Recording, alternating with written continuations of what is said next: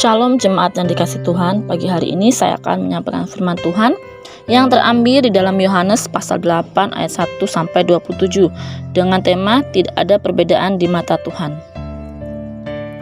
Dalam Yohanes pasal 8 ayat 1 sampai dengan 4 dikatakan bahwa sekali peristiwa Yesus pergi ke Bukit Zaitun, pagi-pagi benar ia berada lagi di bait Allah dan seluruh rakyat datang kepadanya. Ia duduk dan mengajar mereka.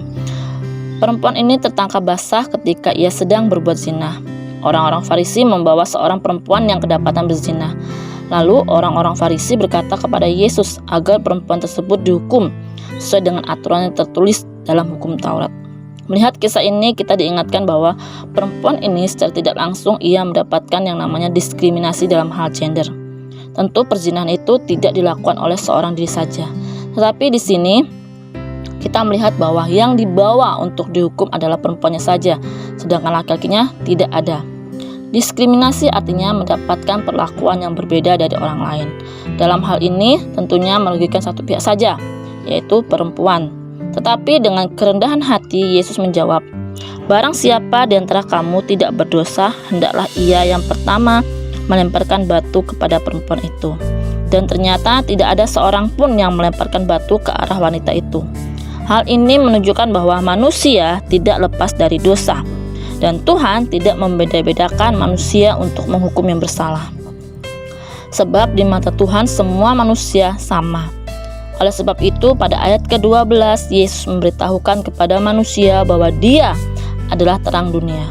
Sebab barang siapa mengikut Dia, ia tidak akan berjalan dalam kegelapan, melainkan ia akan mempunyai terang hidup. Perhatikan kalimat barang siapa. Kalimat ini menunjukkan siapapun kita dan dari mana kita berasal, kita boleh mengikuti Yesus. Sebab hanya Yesuslah yang menjadi terang dunia. Manusia hanya bisa menghakimi setiap dosa orang lain, tetapi dia sendiri belum tahu dosa yang sudah masuk dalam kehidupannya. Bisa kita baca dalam Matius 7 ayat 3. Itulah sebabnya Yesus datang ke dunia dikarenakan manusia sudah banyak melakukan dosa. Dan Tuhan ingin melakukan pembaharuan dalam diri manusia melalui Roh Kudus-Nya. Perlu kita ketahui bahwa Tuhan Yesus itu tidak berasal dari dunia, melainkan Dia turun ke dunia. Oleh sebab itu hanya Yesus yang dapat melakukan pengampunan dosa tanpa memandang siapa diri kita dan bagaimana kesalahan kita. Sebab Dia tidak pernah berbuat dosa. Itulah sebabnya dalam ayat ke-24 Yesus menginginkan kita untuk percaya dan melepaskan diri dari dosa yang kita perbuat. Sebab jika kita tidak mau lepas dalam dosa, maka kita akan mati dalam dosa itu sendiri.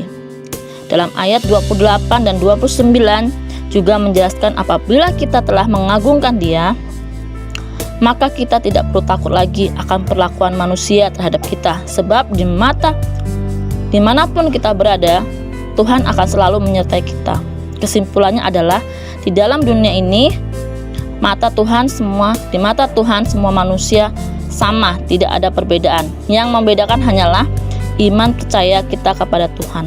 Yang percaya pada Yesus maka akan memperoleh terang dunia dan mendapatkan jalan kehidupan yang kekal saat kembali kepada pangkuan Bapa. Sebab Yesus tidak berasal dari dunia, melainkan Dia turun ke dunia untuk menebus semua dosa manusia, khususnya yang percaya pada Dia. Selamat pagi dan selamat beraktivitas. Tuhan Yesus memberkati.